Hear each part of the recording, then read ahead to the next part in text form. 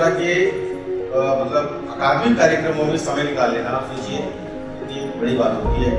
तो इसके अलावा मैं अपनी दिशा समिति के सभी जो छात्र कार्यकारिणी है, हर्षिता, मीना, अनुराग इत्यादि जितने भी हैं, सबका नाम लेना थोड़ा संभव नहीं है। उनको सबको मैं धन्यवाद देता हूँ, उनका स्वागत करता हूँ। हमारे समिति के शिक्षक साथी विशेषकर भरत जी दिखाई दे रहे हैं, और हमारे दूसरे IAS के हमारे और जो फैकल्टी मेंबर्स हैं, मैं इन सबका स्वागत करता हूँ। और निश्चित रूप से आज का ये दिन है आप लोगों के लिए बहुत महत्वपूर्ण रहने वाला है। जो कोई भी इस भी तरह से हमें प्रत्यक्ष या अप्रत्यक्ष रूप से कहीं से भी सहयोग प्राप्त हुआ है, उन सब के प्रति मैं आभार व्यक्त करता हूँ। और मैं ज़्यादा कुछ नहीं बोलूँगा, हमारे जो आज के अतिथि वक्ता हैं वो आपके साथ बातचीत साझा करेंगे।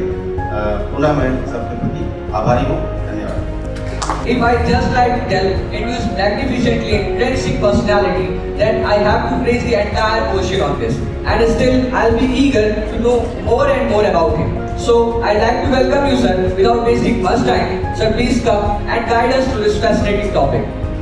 यूपीएससी की दुनिया में बड़ी धाक रही है, और लुसेंट के नोट्स कितने सारे बच्चे पढ़ के यूपीएससी में सक्सेस हुए होंगे, उसकी गिनती नहीं होगी। ऐसे लुसेंट की मटेरियल को तैयार करने वाली जरूरत थी। और हेमंत जी जो कि इस टीम में पूरे सक्रियता के साथ काम करते हुए आप लोगों के फ्यूचर करियर को बेटर करने के लिए कंसिस्टेंटली काम कर रहे हैं। आजकल चाहे हम कहीं पर भी देखें तो इतने ज़्यादा इंफॉर्मेशन का इरा है कि हर एक के पास चीज़ों को प्रायोरिटाइज करना सबसे बड़ा प्रॉब्लम है। इतने सेमिनार, इतने कॉन्फ्रेंसेस, इतने यूट्यूब वीडियोस, इतने सोर्सेस, सब कुछ हमारे लिए चैलेंज होता है। और ऐसे सिनारियों में सही चीज़ को हम कैसे करें, क्या करें, वो सबसे बड़ा चैलेंजिंग होता है। तो मुझे लगता है कि मैं थोड़ा सा अपना पर्सपेक्टिव दे देता हूँ, फिर आप लोगों से कुछ क्वेश्चंस लेते हुए इंटरेक्ट करेंगे, तो शायद आपके लिए ये सेशन ज़्यादा बेनिफिशियल होगा कि आपके माइंड में क्या चल रहा है उस पॉइंट ऑफ व्यू से।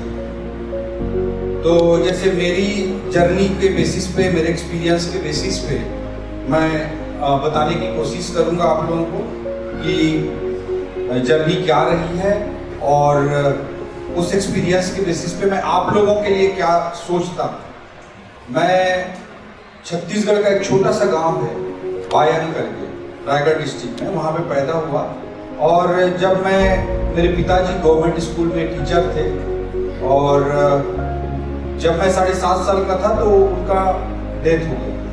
और my mother is just 4th class pass, 4th class तक मेरी माँ पढ़ी हुई है। और मैं गांव के जैसे सरकारी स्कूल होते हैं जहाँ पे पानी गिर जाता है तो भर जाता है क्लास, छुट्टी हो जाती है एंड ऑल, वैसी स्कूल में पढ़ाई किया। और 12th क्लास में जब हम लोग थे तो हमारे स्कूल में केवल एक लेक्चरर हुआ करता था हिंदी का, न मैथ्स का, न फिजिक्स का, न केमिस्ट्री का, न बायो का, न हिंदी का, केवल इंग्लिश का एक लेक्चरर हुआ करता था। और 12th क्लास में हम जब थे तो हमारे स्कूल में पूरे साल भर में मैथ्स की 4 क्लास लगी हुई थी, 4 क्लास लगी थी, बाकी पूरे साल खाली रहता। वैसे सिनेरियो था।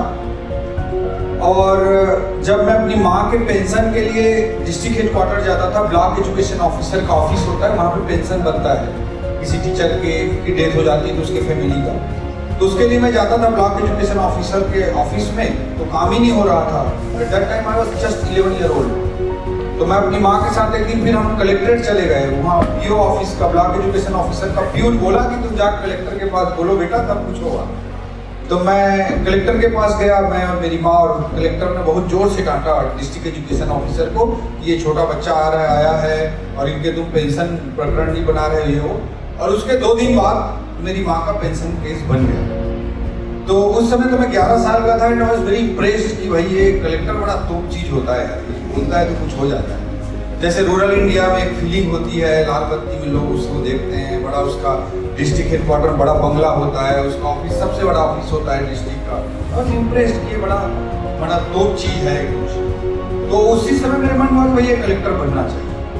तो मैं गांव में रहता था, वैसे स्कूलों में पढ़ता था, but at the same time मेरा जुनून इतना हाई था कि मैं बस से ट्रेन पकड़ के डिस्ट्रिक्ट हेडक्वार्टर जाता था और ये जो मैगजीन आती है सिविल सर्विसेज क्रॉनिकल, प्रतियोगिता दर्पण, कॉम्पिटिशन सक्सेस रिव्यू, वो गांव से मैं 8th क्लास 9th क्लास में लेके आता था और पढ़ता था। और हर मैगजीन में 2 लोगों का इंटरव्यू होता है, 2 टॉपर्स का। तो 2 टॉपर्स का इंटरव्यू पढ़ता था, मैं बड़ा इंप्रेस होता था कि भाई ये मतलब ऐसे बनते हैं, कौन सी किताब पढ़ते हैं। फिर मैं अपना 12th क्लास पास हुआ and I got selected in bits Pilani. Bits Pilani का एक्सप्रेस एक आती है, उससे दिल्ली पहुंचा, आईएसबीटी में गया, आईएसबीटी में बस पकड़ा और वहां से देहरादून चला गया। वहां मैं एक लॉज में रुका, अगले दिन सुबह एक जीप पकड़ी और मैं मसूरी पहुंच गया। लवासा सुनता था मैं, Lal Bahadur Shastri national academy of administration कोई चीज है जहाँ आईएएस लोगों की ट्रेनिंग होती है। उस समय फर्स्ट ईयर में था और 18 साल का था और विलेज बैकग्राउंड का बच्चा था, ठीक से पेंट शर्ट भी पहनना नहीं आता, अभी रुकना नहीं तो फिर मैं वहां पे गया, मसूरी में पहुंचा, लवासना के गेट पे मैं पहुंचा और बोला कि भाई मैं आईएएस बनना चाहता हूँ, उसे देखने आया हूँ क्या कैसे ट्रेनिंग होती है, क्या इंस्टीट्यूट है, क्या है। तो मुझे गार्ड ने बोला बेटा तुम नहीं जा सकते। मेरी आंखों में बिल्कुल आंसू आ गया, मैं इतने दिन से मुझे जाने नहीं दे। But at the same time I decided कि मैं यहाँ वापस आऊंगा, आईएएस बनकर आऊंगा और यही गार्ड है कि मुझे सैल्यूट करके अंदर। उस विधि के साथ मैं वापस आया दिल्ली और दिल्ली में पटेल चेस्ट के पास कुमार बुटीपुर हुआ करता था। अभी उनके बहुत सारे ब्रांचेस हो गए, अनिल जी डोनर है, अभी राजेंद्र नगर में उनका बहुत बड़ा ब्रांच है किताब दुकान। तो उनके पास मैं गया तो उन्होंने मुझे देखा, मैं बहुत पतला था और बोलने लगा कि किताब चाहिए, वो किताब चाहिए। बोले तुम क्या करोगे जी, बच्चे हैं। तो मैं बोला कि नहीं मैं तो तैयारी कर रहा हूँ। बड़े इंप्रेस हुए और उन्होंने मुझे सारी किताबें दी और उन्होंने अपना मोबाइल नंबर दिया मेरे को कि तुम छत्तीसगढ़ में रहते हो तो जो भी किताब की जरूरत होगी तुम मुझे फोन कर देना, मैं कुरियर कर दूंगा। तो मैं उनको फोन करता था, मुझे कुरियर से किताबें भेजते। इस तरह से मैं तैयारी किया और इंडिया में one of the youngest age में अराउंड 23 ईयर की मेरी एज थी, मैं आईएएस में सेलेक्ट। उसके बाद मैं अपने होम कैडर में गया, छत्तीसगढ़ मुझे होम कैडर मिला और वहाँ पे मैं गया और 13 साल की मेरी एडमिनिस्ट्रेटिव जर्नी रही। 13 इयर्स की मेरी एक 13 इयर्स में आईएएस भी स्पेंड किया। उस 13 इयर्स में मैं 2 जगह एसडीएम रहा, 2 जगह सीओ जिला पंचायत एक पोस्ट होता है रूरल डेवलपमेंट रिलेटेड, उस पोस्ट पे रहा। कैपिटल हमारे छत्तीसगढ़ की राजधानी रायपुर है, उसका म्युनिसिपल कमिश्नर रहा। 3 डिस्ट्रिक्ट में डीएम रहा, दंतेवाड़ा, आप लोग नक्सलिज्म के लिए शायद सुने होंगे नाम, गूगल इट। तो दंतेवाड़ा में डीएम रहा, जांजगीर चांपा डिस्ट्रिक्ट में डीएम रहा और कैपिटल जो हमारा छत्तीसगढ़ का है उसका 3 इयर्स का डीएम रहा। When I was DM of Capital, उस समय मैंने डिसाइड किया कि अब लाइफ की जर्नी काफी हो गई है, 13 इयर्स में स्पेंड कर चुका और एडमिनिस्ट्रेटिव करियर में जितना कुछ हो सकता है मुझे लगा कि मैंने बहुत एक्सप्लोर किया है। और मतलब डीएम एक्सीलेंसी अवार्ड भी मुझे जो मिला था यंगेस्ट स्टेज में मिला था, आज तक इंडिया में किसी दूसरे एज में नहीं मिला है। तो वॉल स्ट्रीट जर्नल में जो दंतेवाड़ा का आप लोग गूगल करिएगा, अभी आप मिलेनियल्स ज्यादा याद नहीं होगा आप लोगों को।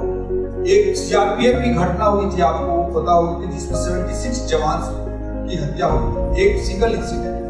इट वाज 6 अप्रैल 2010, 6 अप्रैल 2010 को 76 सीआरपीएफ जवानों की शहादत हुई थी। उस समय मैं वहां का डीएम होता था। उस समय हमने एजुकेशन पे इतना रिवॉल्यूशन किया कि वॉल स्ट्रीट जर्नल में मेरा इंटरव्यू छपता था फॉर एजुकेशन। और जिस मसूरी एकेडमी ने मेरे को कभी घुसने नहीं दिया था, वहां पे एजुकेशनल इनोवेशंस के लिए मेरे को टॉप करने के लिए वहां पे बुलाया गया। तो जब मैं वहां पे टॉप करने गया तो वहां पे हर एक स्पीकर की रैंकिंग होती है लवासना। जितने बच्चों को 150 आईएएस ऑफिसर्स हैं तो उनके सामने जो स्पीकर बोलता है उसको 150 लोग उसको स्कोर देते हैं और वो बिना नाम का होता है, ऑब्वियस बात है, बिना नाम का होता है। और जो एवरेज होता है उसको उस स्पीकर का स्कोर माना जाता है। इसको एकेडमी हाईलाइट नहीं करती, बाहर एक्सपोजर के बाहर नहीं डालती, लेकिन जो एक्स्ट्राऑर्डिनरी स्पीकर होते हैं उनको भेजती है और जो खराब होते हैं उसको अगले साल से ड्रॉप कर देती है, चाहे वो कितना बड़ा फिगर। तो लवासना एकेडमी में कौन, किरण बेदी, अमिताभ बच्चन, कई ministers, RBI governor, Raghuram Rajan, मतलब जो यू नेम इट, सारे के सारे लोग आते हैं।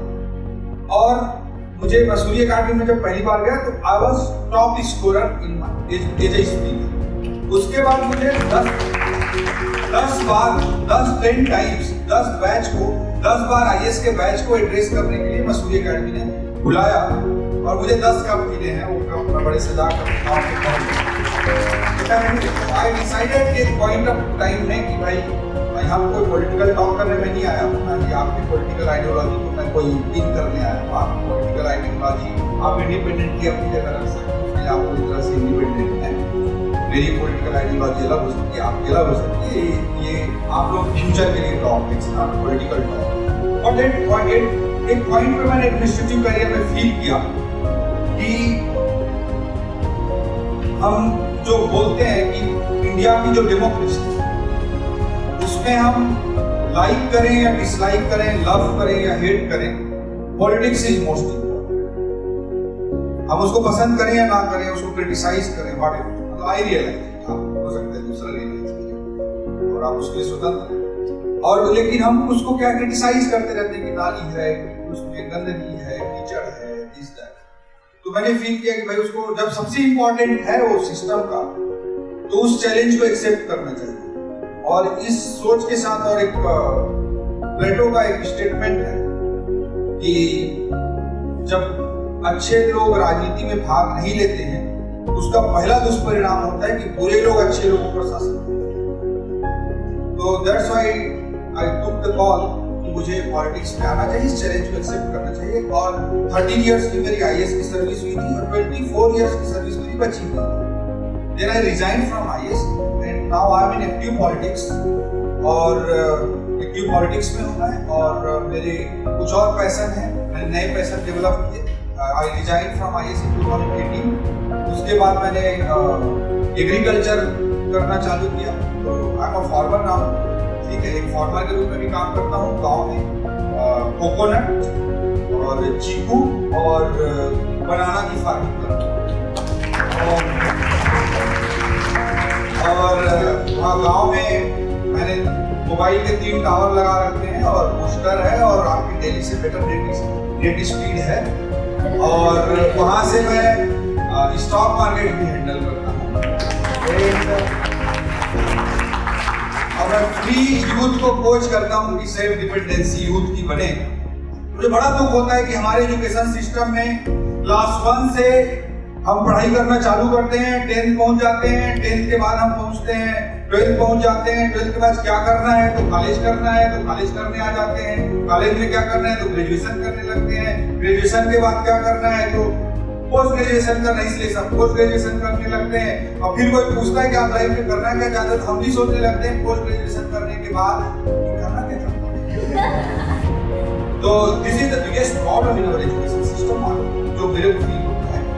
तो मैं बच्चों को बड़ा दुख होता है कि ऐसे एजुकेशन सिस्टम में हम चलते हैं। आप लोग को बहुत अवेयर हो दिल्ली में, बट बहुत सारे बच्चे पूरे देश में ऐसे हैं। तो मुझे लगता है कि उनको कॉन्फिडेंस देना, और 17 साल का एजुकेशन पीजी तक पोस्ट ग्रेजुएशन करते तक 17 इयर्स का एजुकेशन हो जाता है। और 17 इयर्स के एजुकेशन प्राप्त करने के बाद हमारा यूथ 1 महीने में 17,000 में कमाता, और उसका कॉन्फिडेंस किस लेवल पे होता है उसको देखकर मुझे बड़ा दुख होता है। आई ऑलवेज ट्राई कि आप अपने अंदर एक झील पैदा करो, जुनून पैदा करो, you can be each and everything. उसके लिए मैं कोशिश करता हूँ और stock market also part of it, तो वो करता हूँ। और ब्यूरोक्रेसी में जितनी मुझे सैलरी मिलती थी उससे 3 गुना 4 गुना मैं पर मंथ अब गवर्नमेंट को इनकम टैक्स भी देता हूँ। तो मेरा ये कहना है कि आप लाइफ में कुछ भी कर सकते हैं, और लाइफ में हमेशा सक्सेस और सेटिस्फेक्शन के बीच का कंट्राडिक्शन चलता रहता है। आप अभी जिस फेज में हैं, अभी सेटिस्फेक्शन ज्यादा मत खोजिए, आप सक्सेस खोजिए। बट मेरी बात याद रखिएगा, आज से 10 साल 20 साल बाद आपको याद आएगा कि एक आदमी आया तो बोला था कि सक्सेस और सेटिस्फेक्शन के बीच का कंट्राडिक्शन लाइफ में चलता रहता है। बाहरी दुनिया बोलती है कि सक्सेस गेन करो, गेन करो, गेन करो, और उनके प्रेशर में हम भी सक्सेस के पीछे भागने लगते हैं। बट अंदर से आता है कि यार सेटिस्फेक्शन खोजो, तो वो चलता रहेगा। बट आपका फेज नहीं है कि आपको हम कोई स्पिरिचुअल बातें करें या सेटिस्फेक्शन की बातें करें। You focus on your target, आप अपना टारगेट डिफाइन करो, उसके लिए एक क्लियर स्ट्रेटजी बनाओ। आपका फेज हो जाए, एक क्लियर स्ट्रेटजी बनाओ, उस स्ट्रेटजी को बना करके उसके लिए आप अपना 100% दो और आप कोशिश करो कि आपका जो टेक ऑफ पॉइंट है वो बहुत ऊपर है। आपने फिजिक्स कितने लोग पढ़ते हैं? फिजिक्स, चलो ठीक है। तो फिजिक्स में आप जो भी मोशन पढ़ते हैं, तो कोई भी हम ऑब्जेक्ट को जब थ्रो करते हैं तो हाइट की ओर जाता है और एक हाइट, सर्टेन हाइट तक एनर्जी के साथ जाता है, नीचे आ जाता है, ठीक है। उस जिस पॉइंट से हम उसको छोड़ते हैं that is called take off point, है ना। तो लाइफ में करियर भी उसी तरह के मोशन की तरह है कि आपका टेक ऑफ पॉइंट जितना ऊपर होगा, ठीक है, उतना आप ज्यादा हाइट तक होंगे, ठीक है। तो इसलिए टेक ऑफ पॉइंट हमारा बहुत ऊपर होना चाहिए। और आज मंच पे हम लोग जितने लोग बैठे हैं उनके पास टेक ऑफ पॉइंट को उनके करियर और लाइफ का रीडिफाइन करने का कोई स्कोप नहीं है। पर जो आप लोग जितने लोग हो, आप अपने लाइफ के और अपने करियर के टेक ऑफ पॉइंट को आज डिसाइड कर सकते हो, उसको डिफाइन कर सकते हो। वो अपॉर्चुनिटी आपके पास है कि आप कहां से अपने टेक ऑफ पॉइंट को, अपने लाइफ की, अपने करियर की जर्नी को स्टार्ट करना चाहिए। तो डोंट मिस दिस अपॉर्चुनिटी। ये जो इयर्स हैं आपके 3 साल 4 साल, वो आपके लाइफ के टेक ऑफ पॉइंट को डिसाइड। तो ये मेरा पॉइंट है मेरी ओर से कि आपका टेक ऑफ पॉइंट जितना हायर हो सके उतना आप डिफाइन करो। जब हम किसी चीज को अचीव नहीं कर पाते तो हम ना हमारे अंदर कॉन्फिडेंस होता है, ना दुनिया के अंदर उसको कॉन्फिडेंस होता है। बट किसी चीज को हम अचीव करके भले उसको छोड़ दें तो हमारा जो खुद का कॉन्फिडेंस होता है बहुत अलग होता है। चाणक्य सब जानते हैं कोटि के चाणक्य, ठीक है। चंद्रगुप्त मौर्य को टारगेट देता है उसके बचपन में, उस टारगेट को बड़े मेहनत से, बहुत कोशिश के साथ, जुनून के साथ चंद्रगुप्त पूरा करता है और उसको बोलता है कि गुरुजी मैंने पूरा कर लिया, मैंने अचीव कर लिया, आपने जो मुझे टारगेट दिया था वो टारगेट मैंने अचीव कर लिया। तो चाणक्य उसे बोलता है कि टारगेट को अचीव करना कोई अचीवमेंट नहीं है, उस टारगेट को अचीव करने के प्रोसेस में तुम्हारे व्यक्तित्व में जो निखार आया, तुम्हारे व्यक्तित्व में जो अच्छे गुण आए, वो तुम्हारा असली अचीवमेंट है जो जीवन में तुम्हारी। तो इसलिए एक लाइन जो 3 इडियट्स की लाइन है, आप सब जानते होंगे कि कामयाबी के पीछे मत भागो, काबिलियत के पीछे भागो। That is important. आप काबिलियत अपने अंदर पैदा करिए, पूरी दुनिया आपके चरणों में होगी, पूरी दुनिया आपके पीछे होगी। आप काबिलियत अपने अंदर पैदा करिए, कामयाबी तो छक मार के पीछे आएगी। और दूसरी चीज मैं कहना चाहता हूं कि this is changing India, this is new India and new world also. इसमें पूरी दुनिया और पूरा देश आज नॉलेज बेस्ड सोसाइटी है, ठीक है। तो नॉलेज का बहुत ज्यादा इंपॉर्टेंस है और मैं सबको बताने की कोशिश करता हूँ, सबको बोलने की कोशिश करता हूँ। आप लोग खुद रियलाइज करते होंगे कि आज के जमाने में लक्ष्मी की पूजा करने की जरूरत ही नहीं है। आप केवल पूजा सरस्वती की करिए, लक्ष्मी तो झक मार के पीछे है। तो आप लोगों को मैं यही कहना चाहूंगा कि आप अपने लाइफ के बहुत इंपॉर्टेंट फेज में हैं, उसको अच्छे तरीके से मटेरियलाइज करें, लाइफ आप बहुत आगे जाएंगे।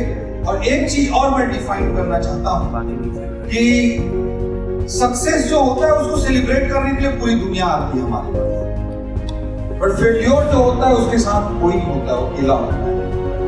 तो इसलिए लाइफ में सक्सेस की जितनी प्लानिंग होनी चाहिए, फेल्योर की भी उतनी ही प्लानिंग। फेल्योर को झेलने के लिए नहीं, फेल्योर से हमारा जो टारगेट था उससे भी बड़ा कुछ क्रिएट करना। If you are a positive person, believe me, it's my own experience, ये मेरे अपने लाइफ का एक्सपीरियंस है। आप किसी टारगेट के लिए जब जाते हो और उसे अचीव नहीं कर पाते हो, और अगर आप वो एक पॉजिटिव पर्सन है तो आप उस फेल्योर से जो सक्सेस अचीव करना चाहते थे उससे बड़ा सक्सेस क्रिएट कर सकते हो। That is my strong belief, ये मेरा बहुत स्ट्रांग बिलीफ है। If you are a positive person. Steve Jobs के कनेक्टिंग द डॉट्स थ्योरी जानते होंगे आप? कौन-कौन जानते हैं कनेक्टिंग द डॉट्स थ्योरी? देखो क्या होता है, इसी को मैं डिफाइन करना चाहता हूँ कि हम जैसे लाइफ की जर्नी में आगे बढ़ते जाते हैं, लाइफ में हम जब यहाँ पे होते हैं प्रेजेंट में, तो कोई टारगेट अचीव करना चाहते हैं, इस पॉइंट पे हमको टारगेट नहीं मिलता है, फेल हो जाते हैं, ठीक है। अब फेल हो जाते हैं इस पॉइंट पे, तो हमको बड़ा लगता है कि मेरे साथ ऐसा क्यों होता है, ओ गॉड क्यों ऐसा हो गया, है ना। अपने पेरेंट्स को भी लगभग एक फीलिंग आती है, हमारे बच्चे के साथ ऐसा क्यों हो गया, नेगेटिव फीलिंग। बट अब लाइफ की जर्नी में जैसे जैसे आगे बढ़ते जाते हैं, हम ह्यूमन बीइंग हैं, फ्यूचर को तो देख नहीं सकते, हमारी नॉलेज का लिमिट है नहीं, फ्यूचर को देख सकते। जब फ्यूचर में आप आगे बढ़ जाते हैं और जब आप पीछे मुड़कर देखते हैं तो आपको एहसास होता है predicting the thoughts, predicting the events, आपकी लाइफ में जो घटनाएं हो रही हैं उसको कनेक्ट, तो लाइफ में जब आप पीछे मुड़कर देखते हैं, डॉट्स को कनेक्ट करते हैं, तो आपको रियलाइज होता है जिस चीज को आप पूरा समझ रहे थे आपकी लाइफ में, वही वो टर्निंग पॉइंट था जिसने आपको और बड़े सक्सेस दिया। This is connecting the dots.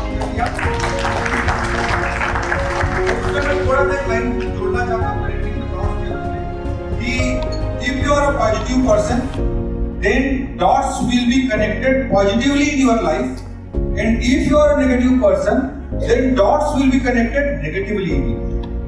Be a positive person, success failure से ऊपर उठकर आप काबिलियत के पीछे भागिए, और फेल्योर जो भी होता है उसको भी एक्सेप्ट करके और बड़े सक्सेस की प्लानिंग करिए, और निश्चित रूप से आप सक्सेस होंगे if you are a positive person. ये सबसे इंपॉर्टेंट है लाइफ में। हम जब भी कोई फेल्योर आता है तो हमको डिप्रेशन आने लगता है, दिस दैट, पेरेंट्स कुछ बोलने लगते हैं, रिलेटिव्स कुछ बोलने लगते हैं, नेबर्स कुछ बोलने लगते हैं, तो वो तो बोलते ही रहेंगे, ठीक है, वो बोलते ही रहेंगे, लोग तो बोलते ही रहेंगे, इसीलिए वो लोग हैं, ठीक है। तो लोग मत बनिए, है ना। आप अपने अंदर के जीनियस को पहचानिए, और हर एक आदमी के अंदर जीनियस होता है, हर एक आदमी के अंदर जीनियस होता है, उस जीनियस को पहचानिए और उसके अनुसार अपने करियर को, अपने फ्यूचर को प्लान करिए। That is very important. तो मेरी तरफ से इंट्रोडक्टरी बात ये थी। My name is Geeta, I am third year student from unity places Haryana, Kurukshetra. Okay. हाँ जी। तो सर मैं आपसे ये पूछना चाहती हूँ कि जैसे आपने बोला कनेक्टिंग द डॉट्स, जब हम पास्ट एक्सपीरियंस अपने देखते हैं तो हमें बहुत कुछ सीखने को मिलता है, लेकिन अगर कोई ऐसी चीज़ है हमारी लाइफ में जिसके लिए हम बार बार ट्राई कर रहे हैं लेकिन वो नहीं हो रही है, तो हमें उस चीज़ से कैसे मतलब बैकअप करना चाहिए या क्या सीखना चाहिए? मतलब आपके पेरेंट्स आपके साथ हैं लेकिन आप ट्राई कर रहे हो उस चीज़ के लिए, बार बार आप नहीं सक्सेसफुल हो पा रहे हो और ना उससे ज़्यादा कुछ सीख पा रहे हो, तो ऐसी सिचुएशन को कैसे हैंडल करना चाहिए? देखो, हमारा माइंड बार बार जंप करता है, ठीक है। मेरा ये कहना है डोंट माइंड, है ना। आपका क्या नाम है? राज। देखो, आप माइंड मत करना। क्या होता है, आप IAS अगर बनना चाहते हो, आप इसमें सिविल सर्विस करना कौन चाहते हैं जो डिसाइड कर चुके हैं, ठीक है, काफी बड़ा नंबर, ठीक है। तो आप ना, मेरा ये कहना है दोस्त कि आप बनने पे फोकस करो, ठीक है। बनने के बाद क्या करना है वो बनने के बाद डिसाइड करेंगे, उस वक्त फोन लगा लेना, नंबर लगा, ठीक है।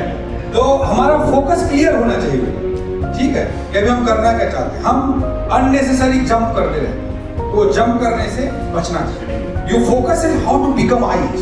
दिस इज द फेज, आपका वो फेज है जिसमें आपको डिसाइड करना पड़ेगा कि और बनना कैसे। वो बहुत बड़ा चैलेंज। इंडिया में इतना कंपटीशन है कि 10 लाख बच्चे आएंगे, तुम्हारे DU से आएंगे, JNU से आएंगे, IIT से आएंगे, एम्स से आएंगे, लॉ यूनिवर्सिटी से आएंगे, सब आके एक साथ कम्पीट करेंगे और 150 लोगों का इसमें सिलेक्शन होगा।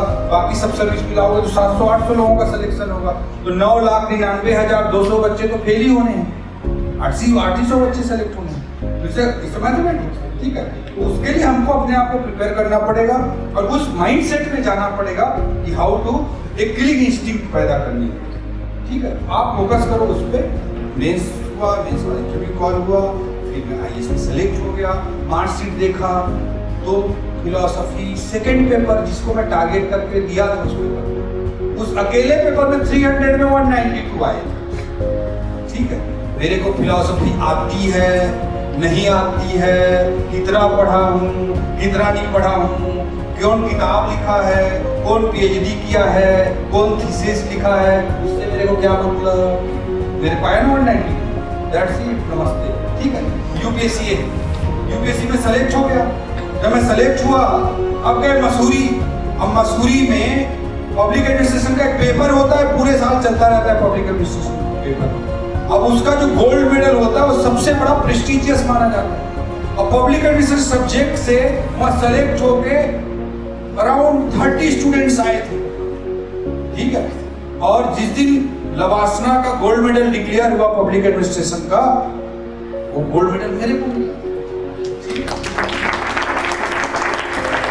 क्या कारण बता रहे हो? अब यूपीएससी की तरह कई चीजें क्या होती है आप समझ लो। जिस यूपीएससी ने आपको 600 में 208 दिया था, उसी सब्जेक्ट में लवासना आपको गोल्ड मेडल दे रहा है, ठीक है। तो इतनी ज्यादा अनसर्टेनिटी है, इतने ज्यादा अप्स डाउन्स है।